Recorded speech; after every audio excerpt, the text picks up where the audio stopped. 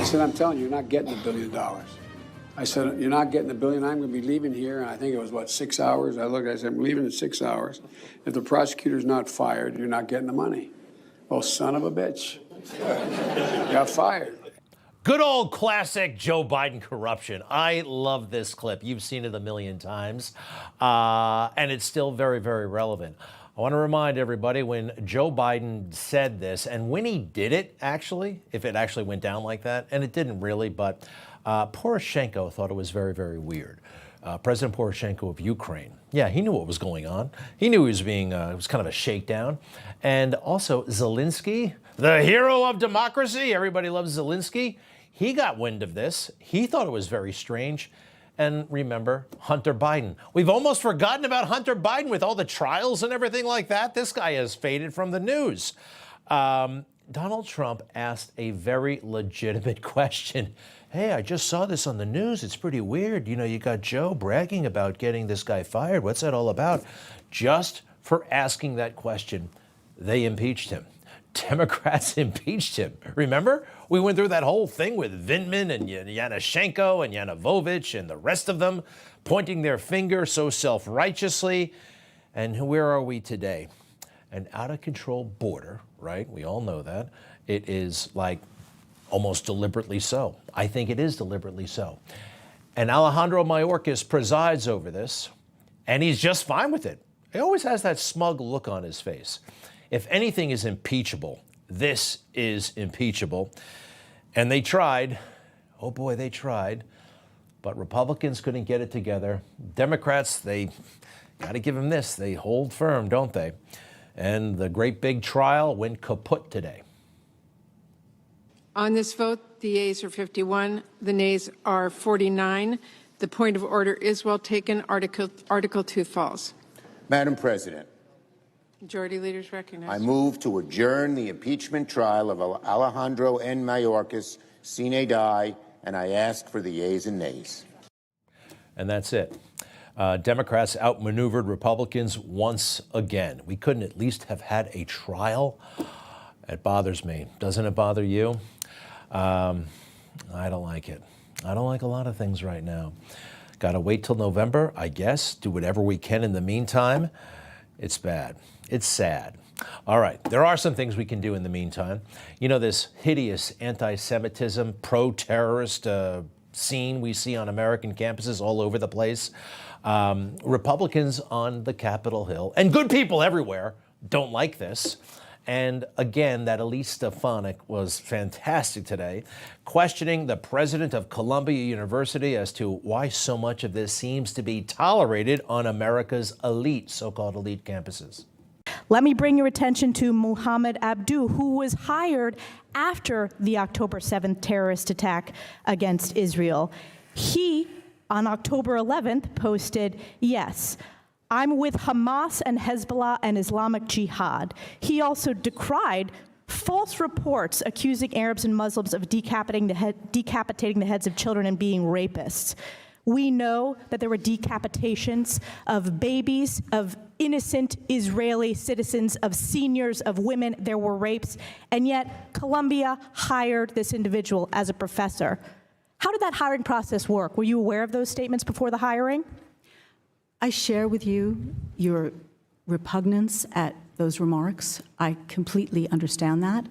On my watch, faculty who make remarks that cross the line in terms of anti-Semitism, there will be consequences for them. What are the consequences I have in this five case? cases at the moment who have either been either taken out of the classroom or dismissed. And is he one of those? He will never work at Columbia again. How about that progress? Pro-terrorist crazy people can't work at the Ivy League. This president has taken a big step in the right direction. Good for her. President Shafiq, okay. Now, next we have to have hearings about why these colleges are so ludicrously expensive. It makes no sense to me. Columbia University, actually, fine, Ivy League school. At least it used to be not as crazy as it is today, although we saw a bit of a correction. How much is the tuition? How much does it cost to go there, to Columbia University? $88,000 a year. Oh, boy, that's a lot of money. It wasn't always that. Hey, how much are people making? What is the median income for Americans? About $74,000 a year. It wasn't always like this. Let's go back to 1960. In 1960, the tuition at Columbia University was how much? About $1,400 a year. And the median income for America was something like $5,600. So you could actually pay your way through a big university like that. You could have a job, go to school full time, make ends meet. It was done all the time. Why is it so much more expensive? Going to school now isn't all that different from going to school 60, 70, 80 years ago. You got classrooms, you got libraries, right? The same library at Columbia, I mean, they got new books, but it's the same stuff. It's the same facilities, right? Throughout the university. It's not, and what do? You show up in school and there's a teacher in the front of the classroom and you sit in the classroom with your books. The learning experience with computers, I guess, but we buy our own computers. Why is it so expensive? Maybe here's part of the problem. How much these university presidents get paid. Not the professors, not the adjunct professors, but people forget that Dwight Eisenhower was actually a university president at Columbia for several years, and he actually didn't get any money. He wasn't paid a salary. He had his army pension, and university presidents, some of them make obscene amounts of money. These are academics. Let's go through the top 3 or so. 8.4 million, 4.4 million, 4.2 million. And what about those coaches? I mean, college sports is great, but I think the students pay some of this a little bit. And that's one of the reasons why college is so expensive, and I don't like it. It doesn't have to be. Can somebody explain this to me, please? Next.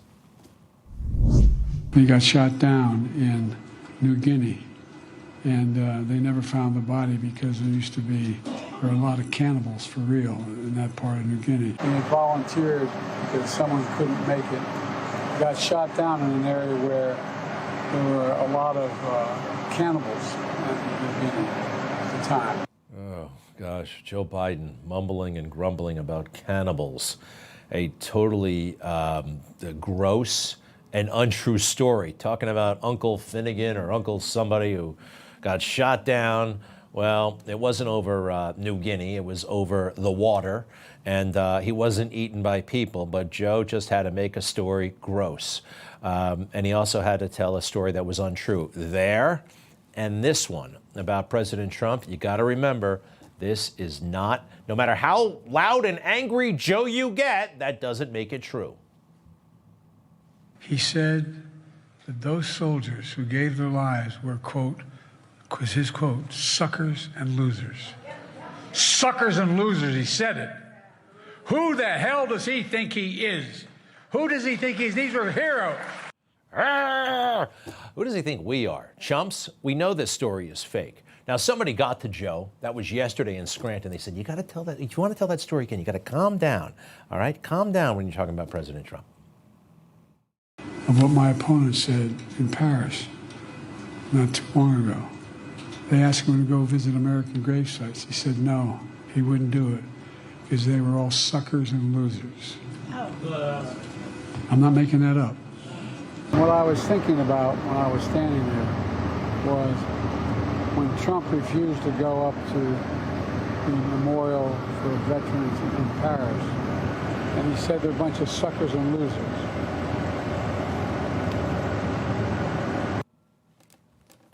Does this thing with his mouth lately when I'm really mad and Bo and President Trump couldn't go to the cemetery in France because of the weather. Okay, they couldn't fly the helicopter in the rain. All right, and I'll get to the rest of the falsity of the story in a moment. It doesn't. People know better, and it doesn't shock them. I noticed the folks behind Joe Biden today in Pennsylvania. They're bored, they're checked out, they're not picking up what he's putting down. He's getting outraged, he's getting mad. It's like they're waiting for the dentist. It doesn't make any difference anymore. He's not resonating. All right. And for the record, this suckers losers story that did make a big splash in 2020 is fake news. The latest scandal Donald Trump is embroiled in, this time over some truly atrocious comments that he reportedly made about U.S. soldiers and those men and women who've given their lives for their country. You're right to be outraged, but you haven't been paying attention. Because this is a guy who has a long history of insulting military heroes. They are not suckers. They are not losers. Donald Trump is the loser. That's I love all the these guys message telling me coming about from military veterans life. across the country. Especially that President guy. should humbly apologize And this guy. to every Gold Star mother and father and every Blue Star family that he's denigrated and insulted. All right. The people who need insults and a little bit of denigrating are actually the generals who made this story up and leaked it to the fake news. These guys. And they're part of a cadre of general officers for decades now who have been undermining democracy. Yes, these guys. And they do it to Republicans. They do it to Democrats. They certainly did it to Trump, trying to trip him up in big ways and small and all across, ever since he got there. Obama, they tried to box him and limit his options in Afghanistan and Iraq. You can go back. John F. Kennedy, there was almost a mutiny by the generals under him. He couldn't trust them, and they didn't trust him. The guy in the middle there, Admiral Thomas Moore, chairman of the Joint Chiefs of Staff under Richard Nixon. And he was spying on Richard Nixon, actually spying, actually arranging things to be stolen from the White House. Talk about a threat to democracy. They've been doing this for decades. It is insane that this happened. It was kind of brushed under the rug, but it happened. Take a look at this from the New York Times. In 1974, President Nixon, Admiral Thomas Moore, chairman of the Joint Chiefs of Staff, had received secret national security documents taken from the office of Henry Kissinger. Well-placed sources said today. Taken. They were stolen by a junior yeoman by the name of Radford. It's so wild. It actually happened. These top military guys, something happens to them. I don't know if it's something in the water at the Pentagon, but they start to think that they're more important than the president, than our elected representatives. Remember, people in the military, they volunteer and they serve at the pleasure of the president. This is Admiral Moore, the day he was sworn in as chairman of the Joint Chiefs. Tom, I think we'd like to hear your first declaration as chairman of the Joint Chiefs of Staff. Mr. Secretary and distinguished guests, first it goes without saying that I am deeply grateful and highly honored by the confidence manifested in me by you, the President of the United States, and the Congress, with few exceptions. Yeah, just getting an old zinger in there at our democratically elected representatives. The president should not have had confidence in this guy who turned out to be an out-and-out traitor. It was unbelievable what he did and what continues to happen. Milley, Mattis, General Kelly, those guys, snakes, what they did. I hope there's accountability in the next Trump administration. There should be. Court-martials, the works. We'll be right back.